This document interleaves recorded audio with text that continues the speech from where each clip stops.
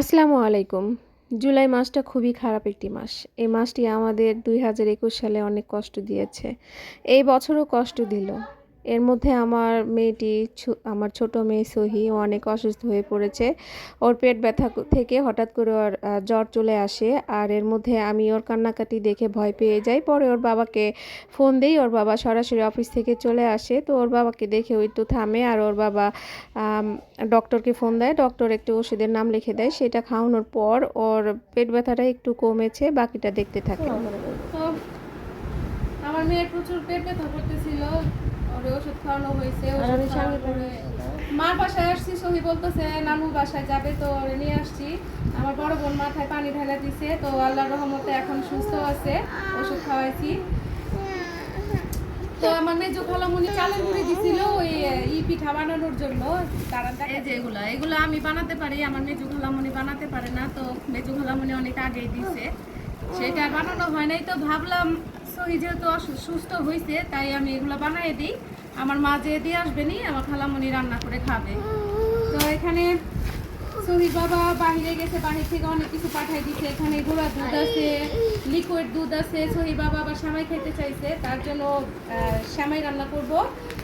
আর চাপাতি নিয়ে আসছে বাবা। হাতের মধ্যে এগুলো লাগে থাকলে না শক্ত হয়ে লাগে থাকে, এগুলো খোলাটাও একটা প্যারা। তো আমার মেয়ের জন্য দোয়া করবেন, আমার মেয়ে যেন আর অসুস্থ না হয়। ও যে সুস্থ হয়েছে, ওই সুস্থ যেন থাকে, আর যেন অসুস্থ না হয়। আর যেন পেট ব্যথা, দুধ, নিডো নিডো ভালোই। সেমাই 2 প্যাকেট আনছে, এই সেমাইটাই রান্না করে দিব। আগে আমি এই সেমাইটা বানাইনি, কারণ এই সেমাইকে আপনারা কে কোন নামে ডাকেন আমি জানি না। এই সেমাইকে আমরা বলি কি পিঠা মা? মোটা সেমাই। মোটা মোটা সেমাই বলি, কারণ এই যে এরকম মোটা মোটা হয়, তো তাই মোটা সেমাই বলি। ভিডিও দেখতে থাকেন, পাশে থাকেন।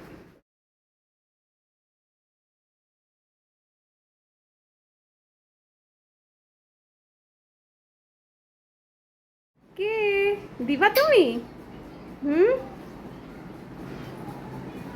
সহি, কি অবস্থা তোমার? ব্যথা ব্যথা করতেছে? শীত লাগে না এখন আর? ভালো ব্যাপার, লিপস্টিক দিয়ে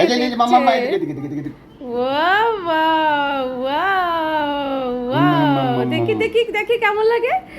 মাশাআল্লাহ, কত কিউট লাগছে, দেখা দেই, অনেক সুন্দর লাগছে।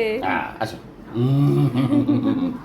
টাটুন দাও, টাটুন টাটুন দাও, টাটুন টাটুনের বাচ্চা টাটুন।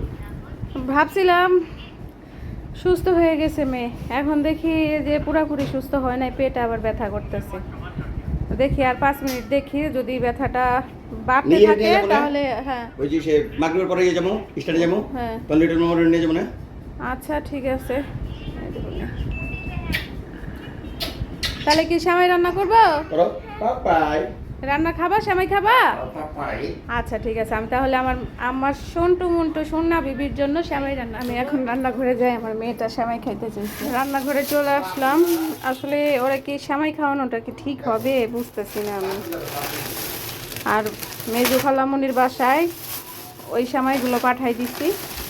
রাত্রেবেলা করো কি এটা? সেমাই রাত্রেবেলা রান্না করবো? আচ্ছা চাवल দিছ না? হ্যাঁ একদম রাতে করো। আচ্ছা ঠিক আছে। তাহলে আমি গরমের মধ্যে আর রান্নাঘরে থেকে কি করবো, আমি এসির রুমে চলে যাই। এই যে পেটের মধ্যে চাপ দিছে, আহারে আমু দেখি, কি আপুকে ব্যথা দিয়েছো?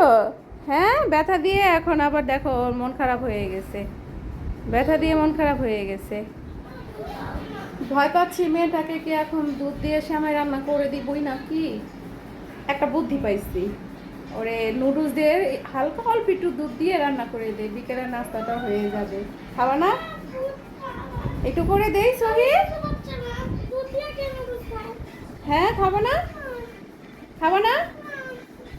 তাহলে কি খাবা?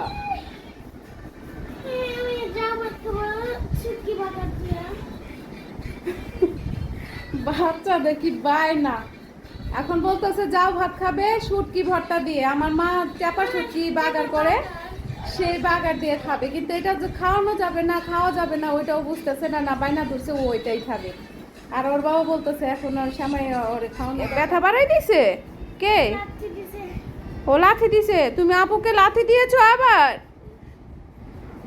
আহা আল্লাহ তো মেয়েটারে আমি দিছি একটা সাবু সিটার দিয়ে দিলাম এই সাবু সিটারে দেওয়ার পরে সাবু সিটার দেওয়ার পরে জ্বর টর যা ছিল ব্যথা যা ছিল সব কমে গেছে তো এই সাবু সিটার তো এখন আবার যদি বাড়ে তারপর আর কোনো কথা নাই ডাইরেক্ট হসপিটালে চলে যাব কারণ প্রথমে ডক্টরের কাছ থেকে একটা ওষুধ এনে ওইটা খাওয়ানো হয়েছিল তারপরে না পাও দিছি তাই ওইটার সাথে ওটা খাওয়ার পরে ব্যথাটা কমছিল তো এই বেবিটা কি করছে পেটের মধ্যে একটু চাপ দিছে সেটার পর থেকে আবার ব্যথা বেড়ে গেছিলো মানে কিছুক্ষণ আগে যে কি একটা অবস্থা হয়ে গেছিলো হুড়ুস্থুরি হয়ে গেছিলো এই মেয়েকে নিয়ে সাবুসিটা দিয়ে এই যে কান্না বান্না সব থামছে এখন ভালো আছে বোনকে নিয়ে ফোন দেখতেছে তো আমরা একটু অপেক্ষা করব ওর ব্যথাটা কি আবার বাড়ে নাকি যদি বাড়ে তাহলে আর বাসায় রাখবো না আর কোনো ট্রিটমেন্টই নিব না বাসায় থেকে সরাসরি হসপিটালে চলে যাব তো আপনারা সবাই দোয়া করবেন আমার মেয়েটা যেন আর ব্যথাটা না উঠে সহির ক্ষণিকের জন্য ব্যথাটা কমলেও এখন সহির হঠাৎ করে ব্যথাটা দ্বিগুণ বেড়ে গেছে এখন সহিকে নিয়ে আমরা হসপিটালে যাচ্ছি সবাই আমার মেয়ের জন্য দোয়া করবেন আল্লাহ হাফিজ